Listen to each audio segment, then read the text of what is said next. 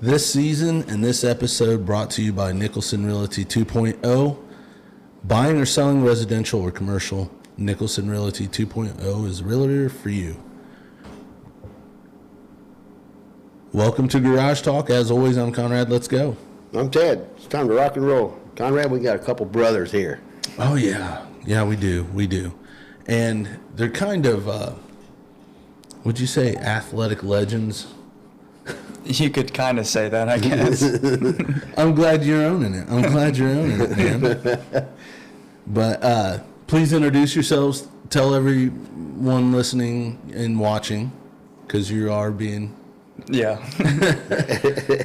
I'm Jarod May. Uh-huh. And I'm Jacob May. Yeah. And they are the May brothers. How we doing, fellas? Yeah, we are. We're doing all right. Yeah.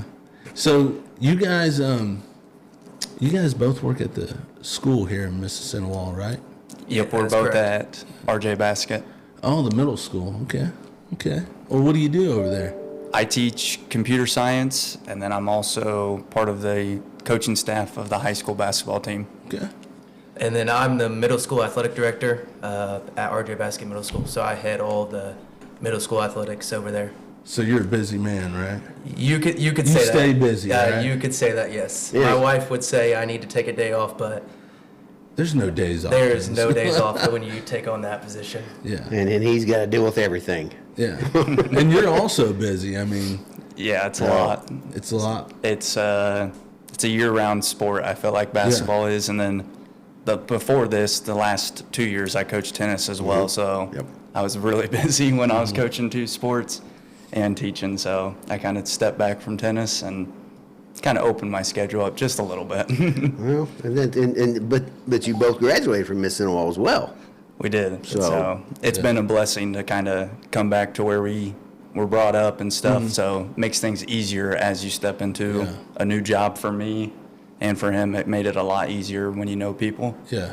So you felt real comfortable day one. Oh yeah, for sure. Yeah, sure. absolutely. Yeah, like he said, where you came from, where you grew up, where you kind of knew what was what and everything, it was just easy to kind of step in and kind of just perform the roles that you knew what were coming along and everything, and what kind of the expectation of Miss Cinewall Community Schools was. Yeah.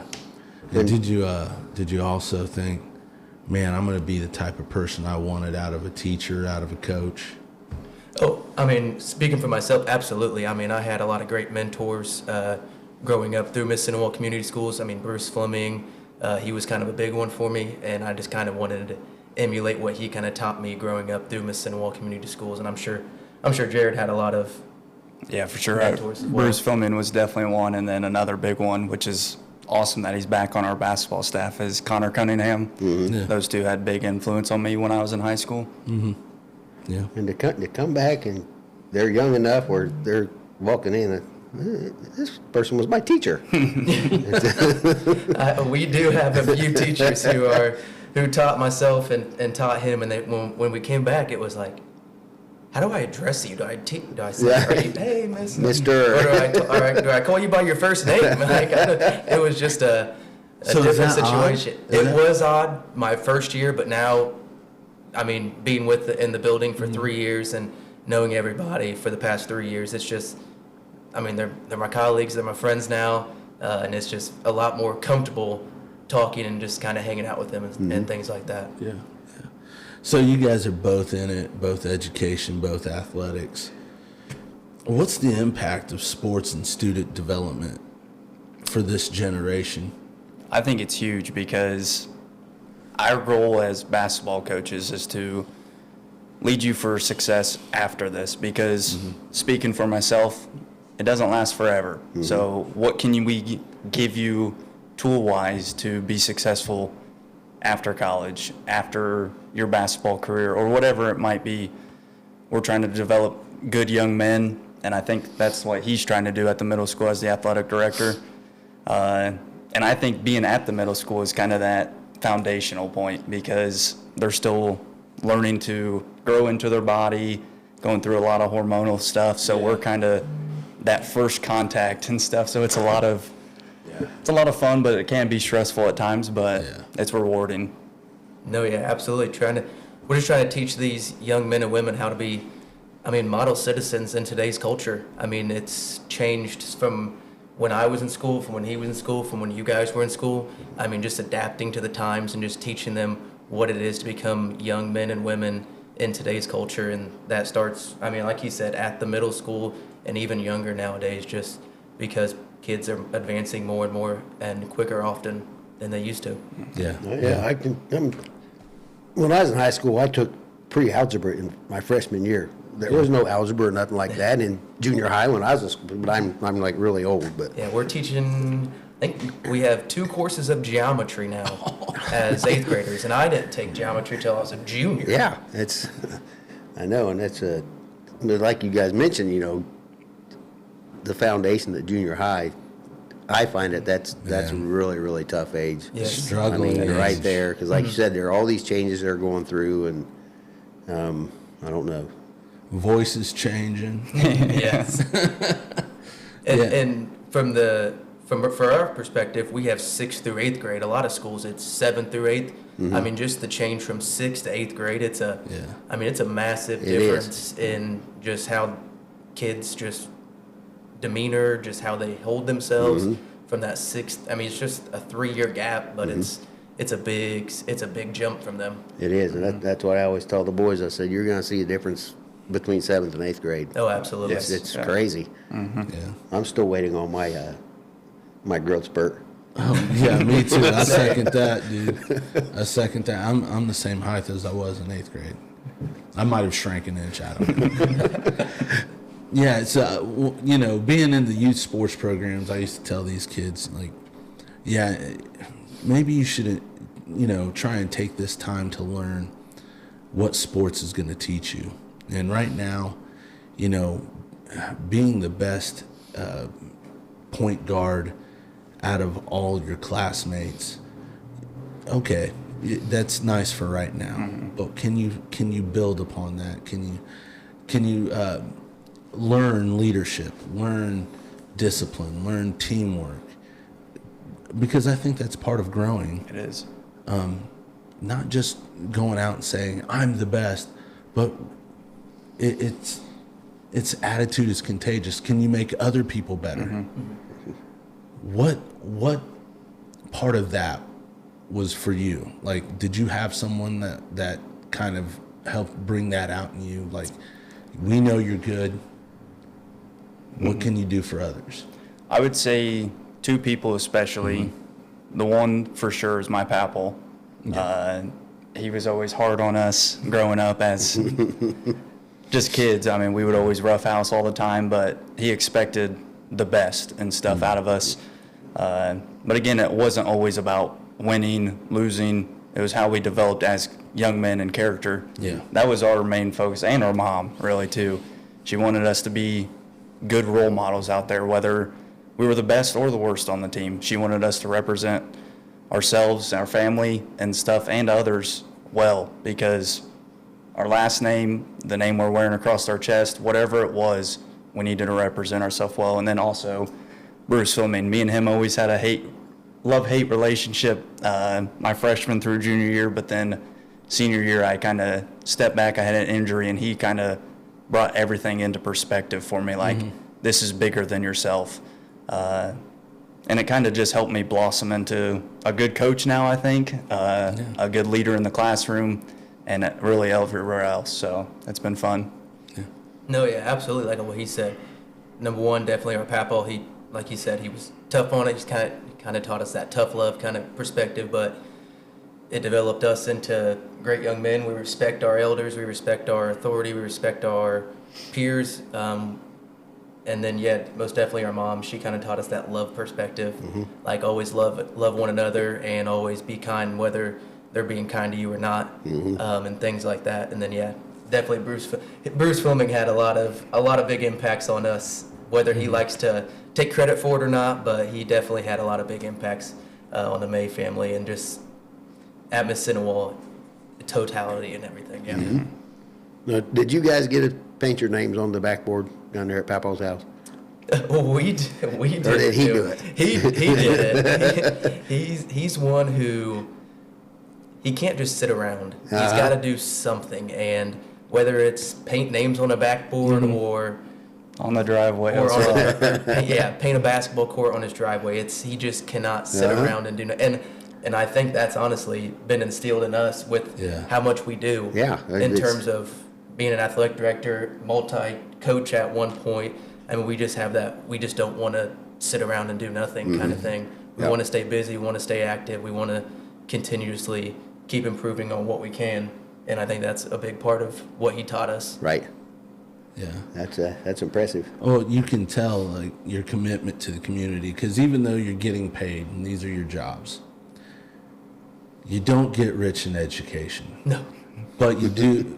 You're getting rich somewhere. Yeah. You're improving your surroundings, and that's what I was talking about. Making other people better or getting them up to your level. Yeah. And that is so commendable out of you two. And we talk about our educators all the time, and people like your grandpa. Him putting your names on the board, on that board, how much pride he has for you guys, man. That's deep, man. That's cool as can be. Yeah, for sure. Switching gears here, let's talk a little bit about mental health. Talking about middle schoolers. Oh yeah. Middle schoolers and mental health and sports are kind of tough these days. How do you guys regulate that? What do you guys got to stay on top of to make sure?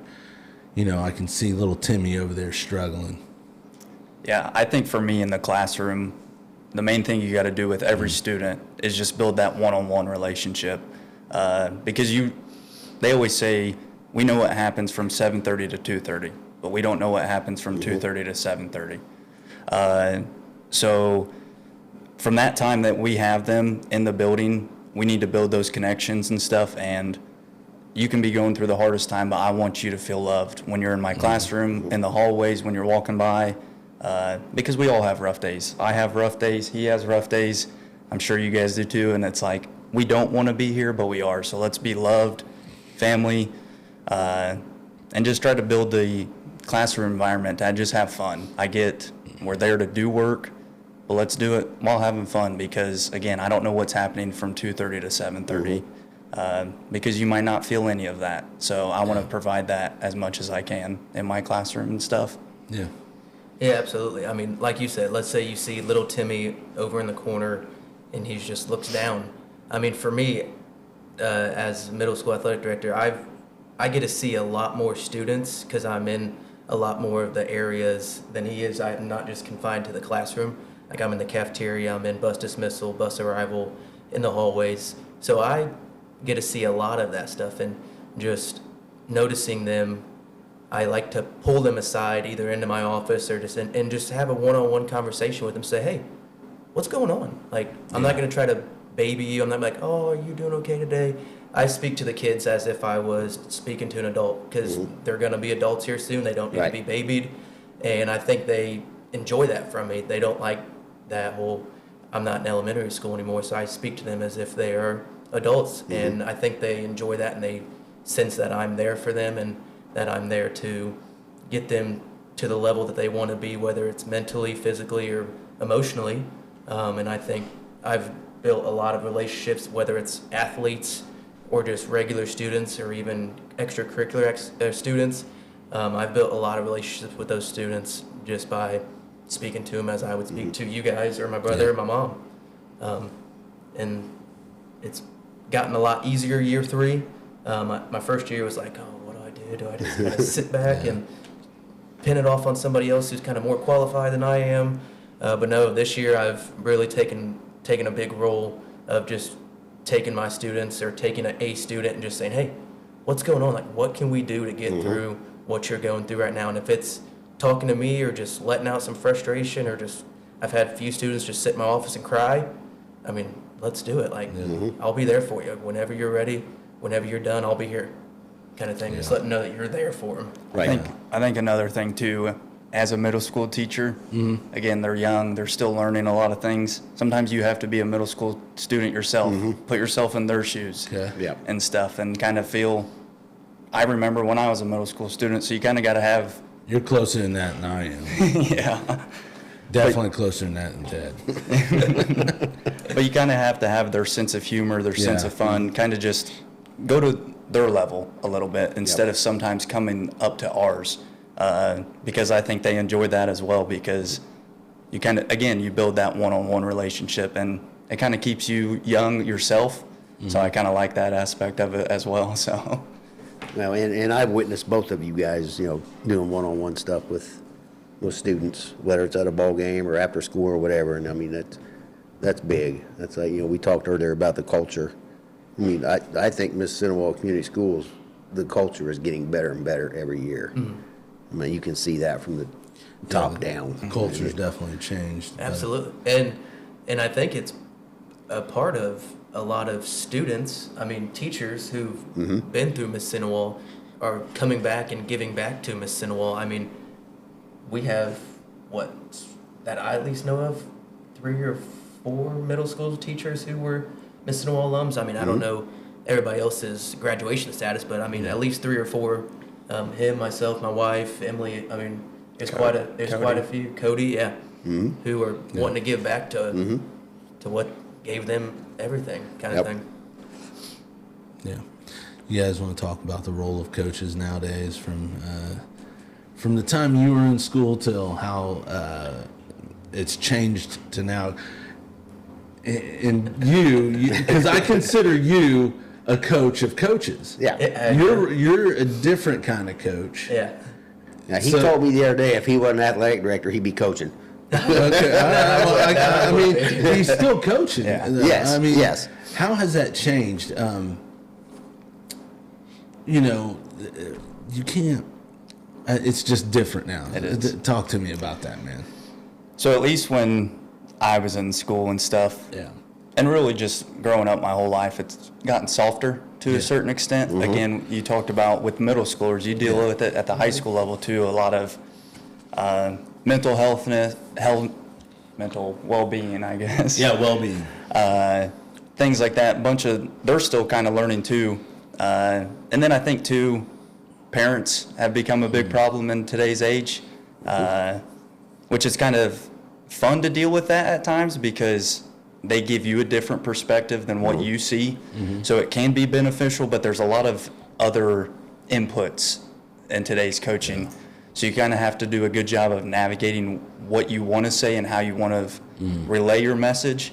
But I think kid-wise too, you can have tough love, but you got to have more of that love nowadays. Yeah. Because what I've seen in my 4 years of coaching now is if you give them tough, they'll shut down. So you got to have a lot of love and kind of a little bit of toughness. Yeah, the love's got to match it. It does. And I feel like in the past, it was vice versa. You're tough on them as much as you can with a little bit of praise and stuff. So it's kind of flip-flopped, but it keeps you on your toes, I think. And that's what I enjoy about it. It's every day is different and stuff. So you never know what you're going to get, but you know you're going to have fun doing it. No, yeah, absolutely. Yeah, when we grew up, I'm sure when you guys grew up, it was that tough love, kind of let's get to our goal, let's meet it, and let's exceed it. Now it's, I mean, at least nowadays, everybody gets a participation trophy, and everybody wins. I mean, yeah, it's all good and all, but it doesn't teach kind of the mental fortitude to kind of come back from the lows of lows and kind of reach the highs that you want to reach. It's like, oh, I'm already there. I got a trophy, kind of thing and stuff like that. But yeah, like he also said, parents, a lot of these kids, they've got 6 different things coming in just 2 ears, and they don't know what to listen to. They've got mom yelling this, they've got dad yelling this, they've got coach yelling this, they've got the internet yelling all of this. I mean, the internet plays a big factor into all of sports, life in general nowadays, just because of how easily accessible it is. I can look on my phone and bam, it's right there. Yeah. So I mean, they've got so many things going into their ears, and they just do not know what to prioritize at such a young age, especially at the middle school and even, like you said, the high school level. It's just a different time that we're in, just because there are so many things coming at these kids all at once, and they're overwhelmed a lot of the times, and they don't know what to do. Parents don't know what to do. Parents think they do. Coaches think they do. and all that. And it's a lot for these kids to It is. be an athlete in this day and age, but let alone be a coach in this day and age with everything that can easily be flipped on you Yeah. or turned against you or have everybody against you and just say, all right, we're going to go against this guy and just get him banned or get him kicked out just because it's easy to do that nowadays. Right. I mean, you see it at the college level, you see it at the professional levels, you see it even now at the little levels.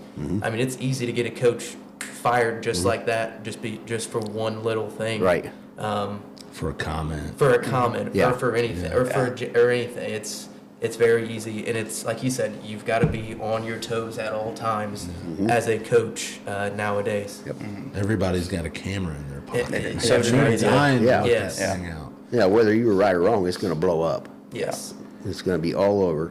And But those are two great answers because, Yeah. you talk tough love, and it's, like you said, you both said it back in the day, it's, it's we're going all in. But now not just students, but your players, you've got to coach each one different. It's hard. I remember having consequences for my mistakes. Yes. Now, wait. Tell them that you're really still running. Yeah. I mean, I had, I stopped playing basketball after my freshman year, but it was his first year, Adrian Ritchie's first year coaching. And he came in and he was getting in one of my teammates' butts, and I snickered. I thought it was funny. And he told me to run laps until he got back, and he left and didn't come back. So, yeah. That was a 6 a.m. practice, right? No, it was 5 a.m. because back then the freshmen had to get up and go practice first and then shower there and go to class. But, I mean, there was consequences for your actions, and nowadays I don't even know if people still do that or coaches still do that because they consider it some form of capital punishment. Yeah. Yes. And I think, too, back to kind of that consequences, I think you have to gauge it in severity and stuff. And I think the biggest thing about consequences is being consistent. And I think that's a lot of coaches' problems nowadays is they're not consistent with their punishments. So it kind of has that flaw and stuff. So I do agree that there needs to be more consequences within sports as a whole. But we need to, I think, come to a common ground on what those are. Because even though it's a girls' sports softball, let's say she has an F and the boys' basketball player has an F, well, he has to sit out a game while she can play and stuff. So we need to come to that common ground of kind of what are those consequences, because every coach's philosophy is different, but there can be a few of the same. And I think we need to, I like that. I we need to agree, get to it, I think, soon. Like Because, universal, Yeah. like coaches come together and say, hey, this is what happens. Yeah. And this is what doesn't happen. because it's easier Yeah. for us, like, for instance, Baresh. I think he does a great job with the football team, and he holds them accountable, and it makes it 10 times easier when they get to basketball. Because it's like, you already know what to expect, and we're not going to let you dilly-dally either. So if we can kind of get to that universal Uniformed. and stuff, I would love it. And I think we're starting to get there. We're having a lot of more coaches meetings with the new AD, Steve. And it's awesome. And I think Rich did a good job when he was here last year, kind of trying to get to that. And I think we're slowly getting there. So it's kind of fun to see. No, yeah, absolutely.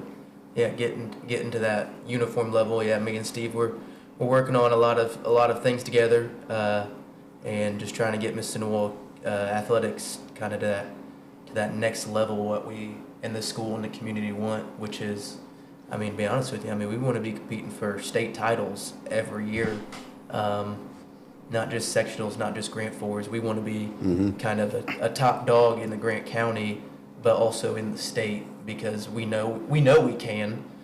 Our students know we can. Our communities know we can. It's just we've got to get all of our coaches on the same line and have that same expectation at every single level, whether it's a varsity sport or even 6th grade boys basketball. It's got to be the same at all levels. It'll help, too, if we get the new facilities they're talking about. Absolutely. Yeah. I mean, Cross your fingers. I know.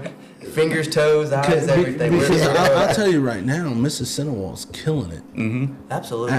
Not just athletically, but Academic, yeah. academically. Yes. Yeah. Yeah. Like some of these kids, man, graduating as an LPN. You kidding me? Yeah. That's crazy. Half of them already have their college credits Yeah. and stuff. Half done. All College their gen credits, eds and they're stuff. getting apprenticeships. I mean, we just had a student get a paid internship to be a full-time welder. That's Wow. That's crazy. To be a That's, full-time as a senior, he did the colleges or the courses with Coach Lochner, and he already got 2 offers to be a paid apprenticeship as a welder.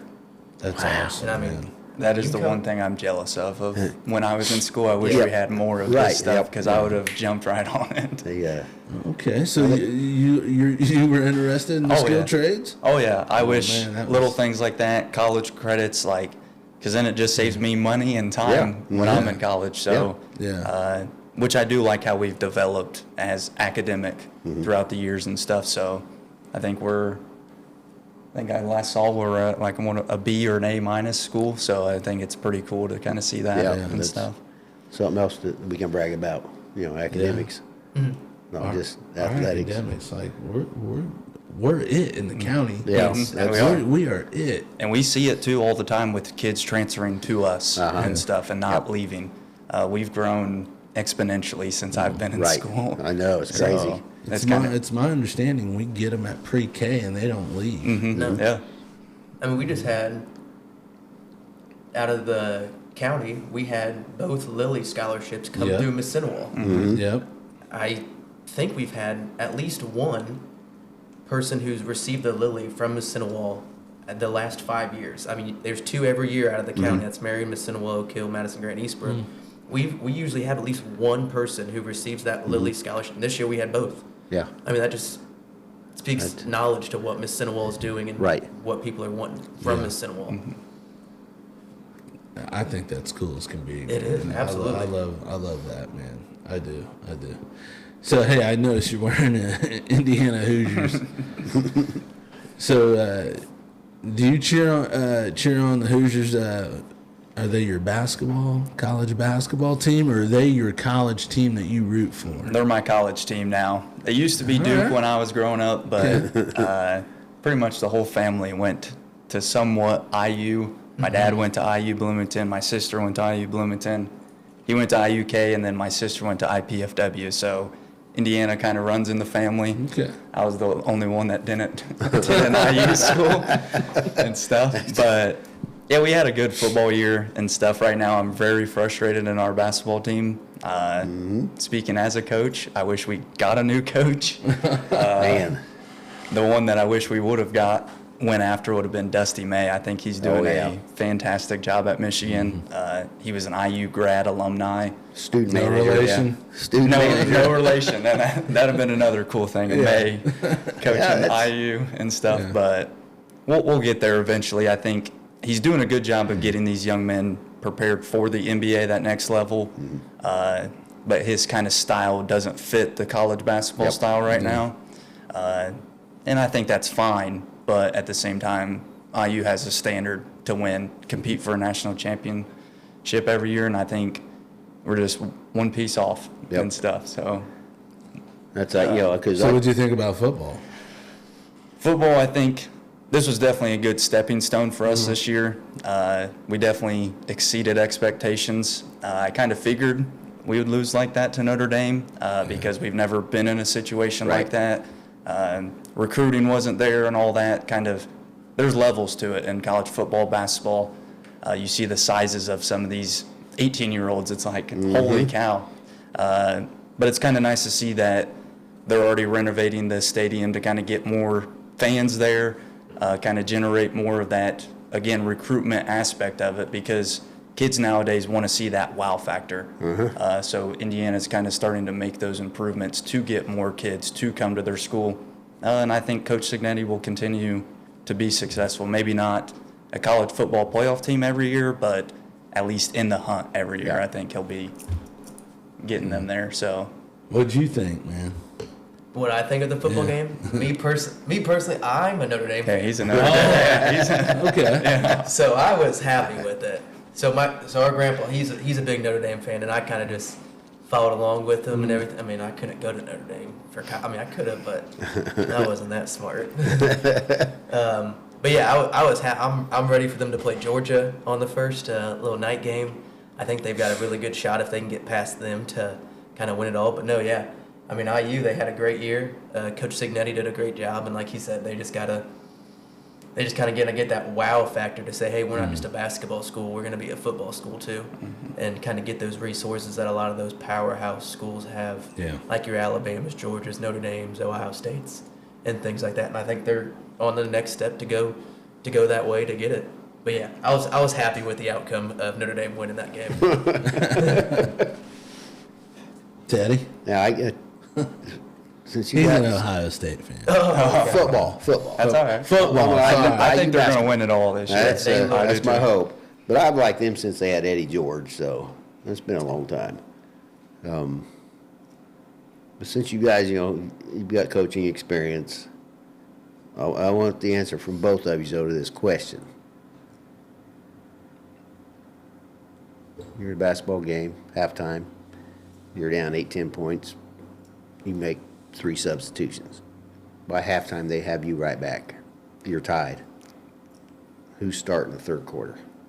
The starters or who got you back in the game? I think to start the second half, I would go back to starters, but it'd be a quick leash. Quick one. Okay. We've kind of ran into that this year. Earlier this year for our boys basketball team, we were down 19 at half to Huntington North. We kind of ran back with that starting lineup, chipped away a little bit, but we had a group in there from, I think, 6 minutes left in the third, and they never came back out. Wow. They played from that the whole rest of the third quarter, the fourth quarter, and overtime, and we made no subs. So in basketball, it's weird. You got to ride with the hot hands and stuff. So we've kind of found that lineup a little bit here and there. Some nights it might change, like Grant 4.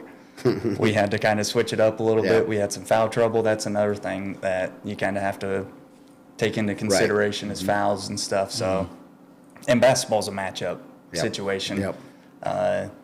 Your ninth best player could be your best player on a given night. So, kind of just got to ride with what your gut's saying.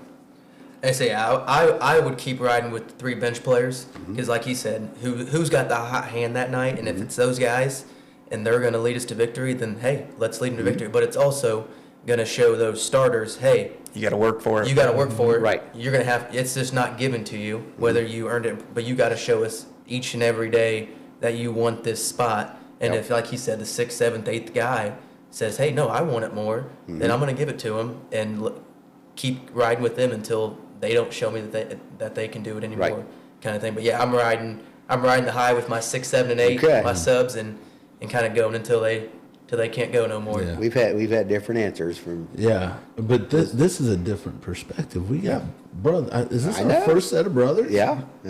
We've had father son, not at the same time. But Josh and Steve's both been on, but not at the same time. That'd be interesting together. You guys will never get a word. No. Those are the kind of guests we like. But that's I mean. So I know that So Jacob being athletic director, you got to be at like 5 places at once. Yes. I mean, but then Jarod being the varsity assistant, what kind of role does a varsity assistant have? It's kind of been weird this year for me because the last 3 years, so my first year I coached at Garrett High School, and then these last year I was the JV coach for the teams and stuff. So it's kind of been a weird, interesting role as the varsity assistant because my voice input to the kids isn't as much as what it has been. So that's been kind of interesting, but it's a lot of strategy and stuff. I'm kind of in the film room a lot, kind of watching scouting, kind of giving him my thoughts on what we can do. And I think this year especially, my role is really important during the game because for Josh, he's kind of in the moment, kind of not really watching everything. So we can kind of see what is happening when he can't. So I felt like my role this year as the varsity assistant has been very key during the game. And I feel like it's been beneficial. I think there's been some games where we're kind of on the same page, and then there's times where we see differently, and it's kind of nice to kind of bring those together. And again, we're 4-4 right now on the right track. Yep. We definitely needed those different inputs this weekend because we weren't seeing eye to eye, so it kind of helped get us over that hump and things. So it's been fun, and I'm grateful for the opportunity because my goal in life is to be a head coach myself for basketball. So I'm kind of just building the steps as I go. So Soaking it up. I am. That was my next question. Is that your goal? Eventually, yep. And I think right now, I'll say this. I think I would want to be a girls head coach. Really? And stuff. I think right now girls, they kind of just listen a little bit better. I think boys think they kind of know it all. And stuff. So I think right now. Speaking from personal experience. I think it'd be a little bit easier to coach girls basketball right in today's age right now. So Agree. I think girls soak in so much information. It's wild how much information you can throw at them, and they're like, "Yes, got it, coach. Yep. Like, let's do it." Guys, it's like, "Oh, but we can do that. We can do it." Like, no, girls are very receptive, very they have listening ears. I mean, they are a great group of kids to coach at that female level, especially at the junior high and high school level. I'm assuming you probably want to be a high school level. high school, Yeah. high school, college is definitely the dream. There you go. We'll see. I like that. Dream big. So this is something that I always wondered as a coach because I feel like these little tactical, because you have your whole strategy and then you have your tactics to accomplish your strategy goals. Calling timeouts and being cautious not to screw up your own momentum. Is that in the back of your heads when you're a coach? I think it for sure is. You definitely have to call those timeouts. Again, like you said, at key points in the game. Just this weekend, for example, when we played Eastbrook in the championship, we were up. We just took the lead for the first time in the game, and we called a timeout. And I think that was to kind of just get to everybody to settle down. It's like, let's not let the moment get the best of us. So sometimes, again, you don't want to stop the momentum, but you kind of have to a certain extent to kind of get everyone back on the same page because they're high school boys, girls, emotions run high. And You don't want them to get squirrely. Exactly. And that's the thing. I think sometimes when you kind of do go on those runs, you kind of think you can just do whatever you want instead of what we're telling you to do. So it kind of helps get that control back and things like that. And on the other hand, when you give up a 9-0 run or something, again, you kind of bring them in, settle them down. Usually we like to draw up a play to try to get a for sure basket and stuff and kind of switch defenses up a little bit. But those are also key because we don't want them to get their heads down to where they just shut down and it turns into a 20-0 run. Right. Kind of thing. So timeouts are definitely key. I wish we had a little bit more timeouts, but at the same time, 5 is enough. Yeah, absolutely. And like you said, with timeouts, I mean, people are either going to praise you for the timeout or they're going to... You're wrong no matter what. Yeah, Let's just put it that way. Yeah. You're wrong until you're right. Exactly. Until it turns out well. Yeah. I mean, you could be, a professional coach for the Lakers, and you could call a timeout, and they're like, "Oh, that was great." No, but some people are like, "That was the worst timeout ever." Whoever knows? I mean, it's just timeouts are kind of one of those things. It's either they love you until they don't, kind of thing. If you call a wrong timeout, they're gonna, for some reason, that's gonna give them the edge to come hate you and get you. But that's one of the biggest things you hear coming out of the stands. Exactly. Call timeout. Call timeout. I you know what, guys? I'm guilty of it.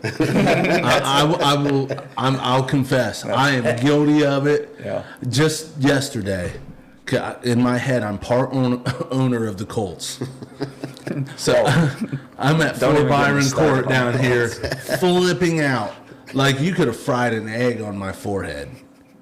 And I'm ready, like I said, I'm part owner. I'm ready to fire Chris Ballard. I'm ready to fire Steichen. I'm gonna go out there and get Agnew from Detroit, the assistant GM. Oh, I'm yeah. going to go out there and get Mike Vrabel. I'm going to draft well. I'm going to get me another offensive line. That's all the things that I'm crazy, ain't I? Yesterday, no, your thoughts were valid. The Colts were an embarrassment yesterday. Oh, my goodness. Giving up 45 points to the Giants. You gotta be kidding me. It was their third down defense. They couldn't stop anybody. Nope. That was where they were just killing them at. And To a third string quarterback. Third string, Yeah. yep. Yeah. It's- And then to watch him stroll into the end zone. yeah, But yeah. we made Neighbors look like an all-star. Don't get me wrong, he's good, but yeah, he's a rookie. Yeah, that was big. And Yeah, two, big I game. mean, the sad part about it was their lack of kind of awareness. Again, they're eliminated from the playoffs now. You would expect those veterans or whoever it is in that locker room to kind of step up and be like, let's go, kind of thing. Yeah. And it never happened. What I seen was, and I was a fan of Zaire back when he was like backing up Darius for that. Why did he change his name? When he changed his name, he started sucking. Anyways, I was cheering him on because he was a backup, and then he got to be a star. He's good. Zaire Franklin is good. Yeah. I seen him like huddle up the defense and was, giving them a pep talk, but I think they were just making plans for dinner. Yep. Their trip to Cabo, as Yeah. people would say. Yep, Yeah. exactly. So it was. You're booking the flights. I got the hotel. I mean, jeez. Yeah, I'll be interested to see what they do in the offseason because they have the talent there, but they need to make a few changes and stuff. I personally still think we need a true wideout one, personally. That's what he says. Yeah, Pittman is not a number one. he's not. He's a great number 2, but not a number 1. So I think whether you try to get rid of him or Downs, I think we have to make that move. Alex Pierce, man. And him too, yeah. So is AR the right one? Me personally, I think no. Okay. Still. I don't think so either. I think he's too injury prone to Yeah, be he's the guy. He's the Timu Lamar Jackson. He's Timu Lamar Jackson. That is a guys. great And analogy. I get it all the time, and I don't know if it's from if it's Gen Z. I'm like, hey guys, like look at the stats, and they're like, oh, you're a box score guy, are you? I'm like, isn't that what? That's what you're supposed to look Yeah, at. isn't that what counts? The box score. Yeah. If he's, 11 for 28, that's not good. No. No. Even if you still win, that's still not Yeah, good. it's- And that's the problem. It's like he's done enough to kind of stay in that. Like, again, he's 500 as a quarterback. So he's kind of in that floating range. And it's like, let's legit look down deep into this. And I think before this game, he had 5 interceptions in 3 games yeah. with 4 touchdowns or something like that. That's not good. Yeah. That's not a good TD to interception ratio. Which I know it's not going to happen. I think the Raiders are probably going to go after him. But I wish we would go hard after Justin Fields. That's who I wish. I was hoping the Vikings would be stupid and let Let Sam. Darnold go. Okay, yeah. Oh, when JJ comes back, I Yeah. can see. We'll see. I think this offseason for the NFL, there'll be a lot of big name shakeups. I He's putting think. in some MVP numbers. Yeah, Yeah, Dude, yeah, that's crazy. I think he's 4th or 5th in yards, Yeah. and he's just last night. I mean, He balled out. he last night. balled. Yeah, did. that's He balled. I hope that I expected to see Shane Steichen get fired this morning. I didn't see it, but I was like, how obtainable is Mike Vrabel? I know he's probably got like 17 offers. Well, and from what I've heard, is if Ohio State doesn't win, they're Yeah. going to go after him and stuff. So Yeah, that's being an alumni there, that's who they're looking at if they don't win. oh, dude. Every Well, I'm- Ohio State fan would like heads that would implode. but that's I think Gus Johnson's going to be the first to go for the Colts. Have to be. I mean, that's, yeah. But then if, you're talking about Ohio State and Ryan Day. I just read the other day where his son's a sophomore in high school, just broke a state record for passing yards. Wow. As a sophomore. So keep Keep him around there. for- So But how can you, I mean, Watch him go to Michigan. that's what yeah, like Herb Street's son.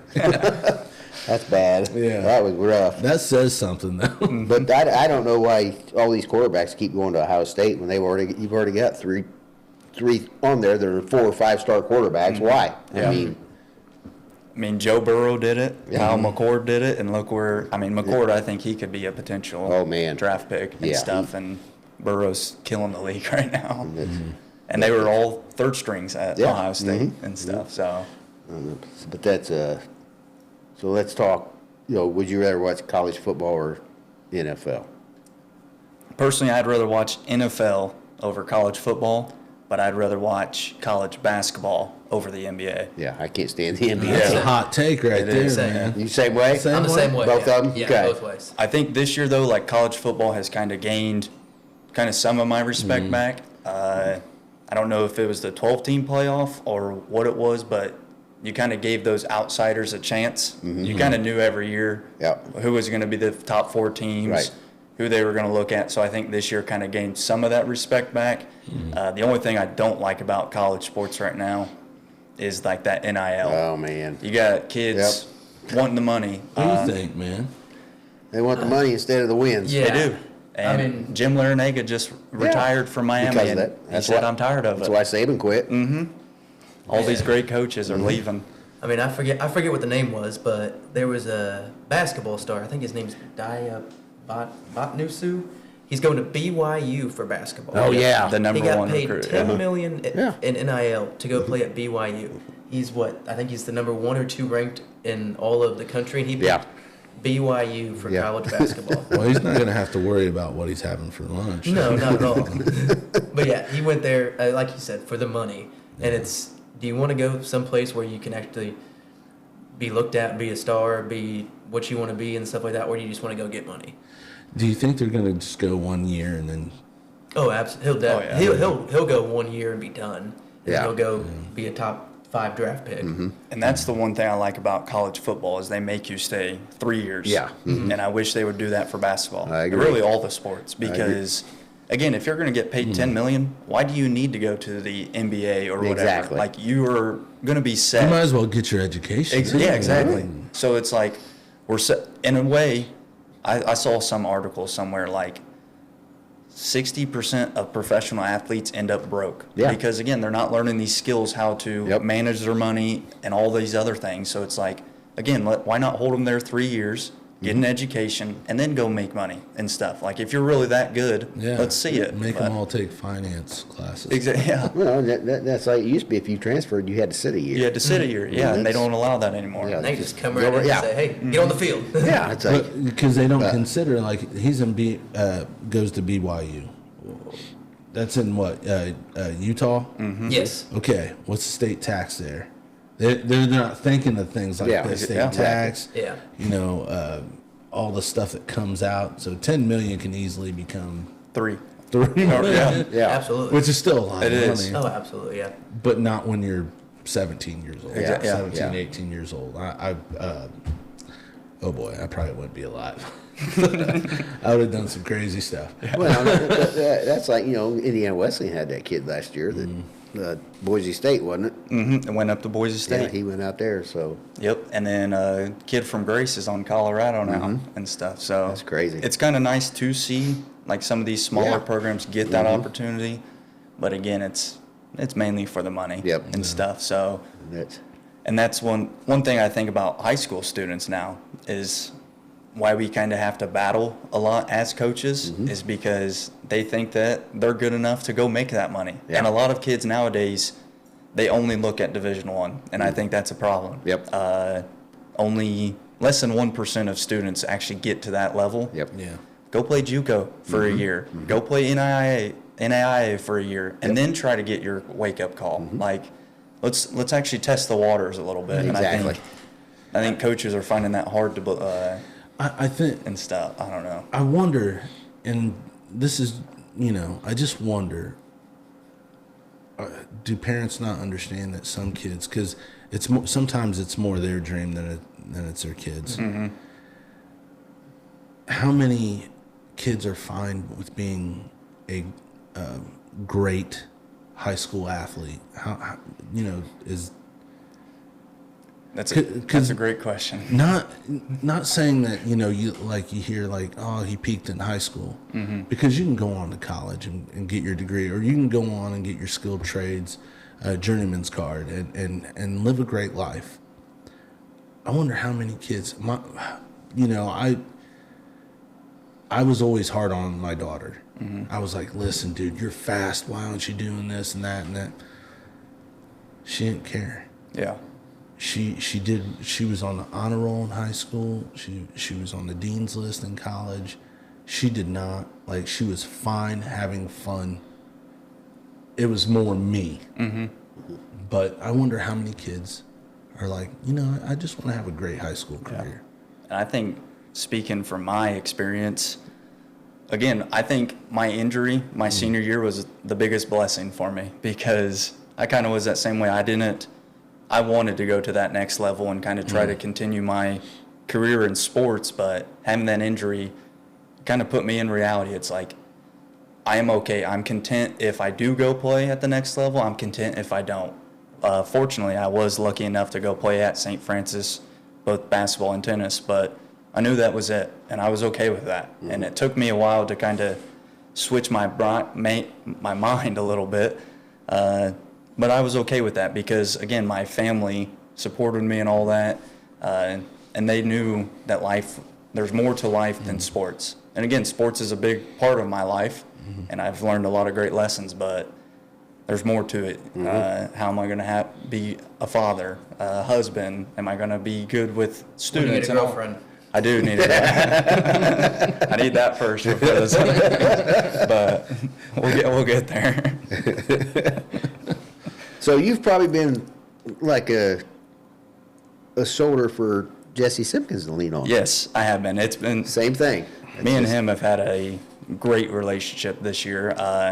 Again, being the JV coach the last few years, kind of hard to get that one-on-one relationship with the varsity guys, but now that I'm on the varsity team, I mean, I have a feeling that after he's done, me and him might hang out a few times because we've kind of gotten that personal connection, and I'm trying to help him understand that, yes, it is cool if you do come back and kind of help us win, but this isn't it. Right. I was stupid enough that I tried to force it, Right. and then I had another knee surgery, and then I have a third one this past year. Oh, man. So it's it's not worth it to continue to put your body in harm's way for just one outcome. Yep. There's more to life than just sports again, and I've Right. kind of tried to help him out with that. I think I can start to see it in his eyes a little bit more, that he's getting more and more frustrated. But then those one-on-one talks I think are helping him kind of get through and stuff. You need that when you're hurt as an athlete, because you can go to dark places real fast. Yep. So I'm trying to keep him out of it and stuff. But that's, in Jacob, back to you as athletic director. I mean, I'm not sure how you guys do it at the middle school level, but hiring officials.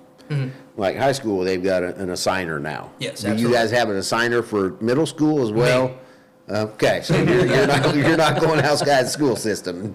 Okay, so I had wondered that, how you guys do that. Yeah, so we use a system called EventLink, Yeah. and it's got all of the officials who are registered in all of Indiana, and you can kind of gauge it from a 2-mile radius to 1,000, wherever you want to, and wherever an official wants to come to.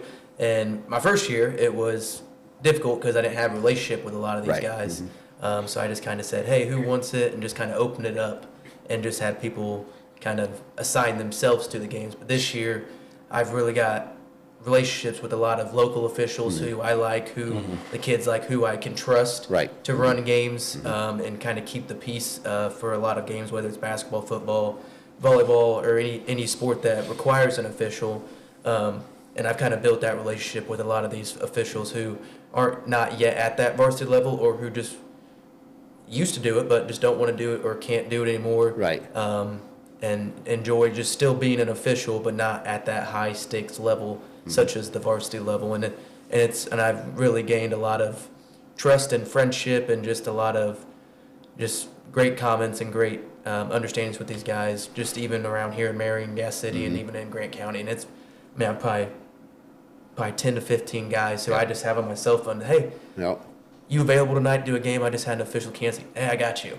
There you go. Like, it's nice building those relationships with these guys and just knowing that they'll be there for you and being there for the kids first and foremost. Yeah. Well, I've because got I can $1 remember. million idea for you. You should get you an app. Have somebody design an app and it be like DoorDash, and you get like a like a text message. How would you rate your experience with this with this referee? Yeah. And you can go on the app and see who's got 4 and 5 stars. Yeah. So Because sometimes, and I'm not saying there's a ton of them, but sometimes you have some that are there for a check. agreed. They are. Okay, Yeah. absolutely. And that's with high school basketball. After every game, we do rate the officials and stuff. So I think it's a 1 to 5 scale and stuff. So if you're a 1, that means you're sectional ready. So you can referee in sectional games. If you're a 2, regional, and then they want 4s and 5s for the semi-state and state finals. So kind of throughout the year, we do have somewhat of a kind of say in who's officiating our games. Yep. As you move on throughout the levels, so that's kind of cool. But then at the same time, you have to be good with all officials because you might have them 3 out of your 22 games. So you kind of have to build those relationships and stuff as coaches. So it's kind of I fun. wonder what the discrepancy is between the winning coaches That is true. review and the losing coaches review. I'd love to see that, and hopefully it's anonymous, because I'd hate for that referee to look at that and be like, "All right, buddy, We're gonna get you next time. you're getting teed up, buddy." And it's hard. I mean, because even in tournament time now, you see guys out there that they're probably pushing 70 years old, but A lot of wisdom.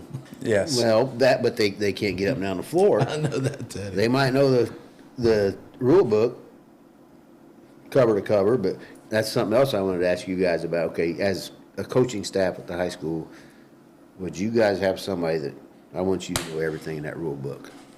Any kind of trick we can do, I want to know it. It helps. So Josh Dakin, for our staff, he has his officiating license, and then I'm currently working on mine because I would like to officiate kind of during the off season and stuff. So it kind of helps. And then too, Brooks knows a lot because he's been around basketball his whole life, and then obviously Steve. Yeah. So we do kind of know a lot of the rule book. There's a few times where obviously we disagree with the refs and stuff, but The interpretation. exactly and stuff. So it's fun, and I think it helps us kind of gauge where the refs are at and what they're calling, so we can make those adjustments because, again, we kind of know the rule book pretty well to Right. ourselves. So I think it helps. Yes, same. So last year, don't ask me why I did this, but I purchased an online basketball rulebook from the IHSA, and I made that my daily reading during my lunchtime for probably a good month straight. Yeah, that's So I read the entire IHSA rulebook for basketball. Again, don't ask me why I did it. I'm insane for doing it. It's probably, people can't see this, but it's probably this Yeah, thick. it's- Probably a Gas City phone book. And I learned a lot of Yeah. rules that I would have never known just from playing and just watching and Right. like, that's a rule.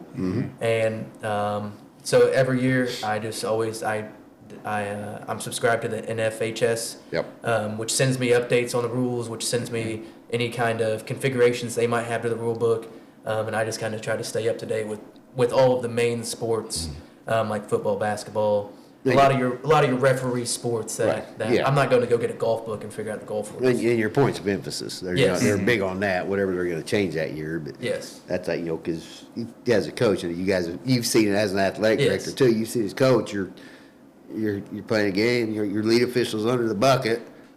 The ball's down there, but the trail official's making the call out Yeah. here half court. Yeah. Oh, that's How does that even happen? Yeah. because he's watching the ball instead of where he's Yeah, that is supposed to be true. watching. Yeah. Yeah, we see a lot of that at the middle school yeah, with the two officials. Varsity level, it's a little bit better. They got three who kind of do Yep. the rotating, who do the rotating triangle, which is a lot nicer. But when it's a higher pressure game and a higher pressure Right. situation, you need a lot of those guys who can kind of keep an eye on the ball, the area, and then there's certain positions that they're watching. Because when I officiated, back in the day, it was the Mississippi Valley Officials Association that we were all in. So Marty Burdett, he did numerous state tournaments, as did Beaner Lynn.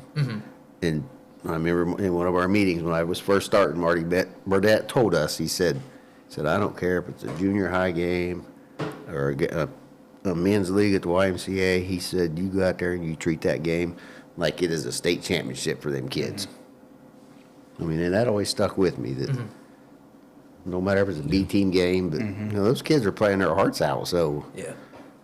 Yeah, and I think there's a lot of officials who still treat it that way. But like Conrad said, he said there's a lot of officials out there now who are just saying, Paycheck. yeah, "Where's my check at the end of the game?" Yeah. Before the game even starts, "Hey, you got my check before the game's over with?" And those officials, they really, I mean, coming from an athletic director standpoint, I mean, they really irk me a lot, and I almost want to sometimes just say, "Get out! Yeah. Don't come here! Yeah. And don't officiate my game because I know why you're here." yeah. But then I'm also like, I need a second. There's time. official. Yeah, you're good. And it's just one of those contemplations. Like, I just want to really, like I said, get out and Yeah, go home and sit back on the couch where you probably want to be at right now. right. But then also it says a lot for these officials that come to a junior high game where you're just playing an A-team game. But if they say, hey, let's go ahead and play a 12-minute running clock for the B-team kids. Yeah. I mean, that's people you want to keep. Exactly, People that will absolutely. do that, and People who are there for the kids Yes. and for the sport itself. Exactly. Guys, I want to say thank you. I know this is your break, and you guys took time out of your break to come and hang out in the garage, and we appreciate you. yes, we do very much. Yeah, thank you for having us. Yeah. Hey, it was a good absolutely. talk, Thanks. man. It was fun.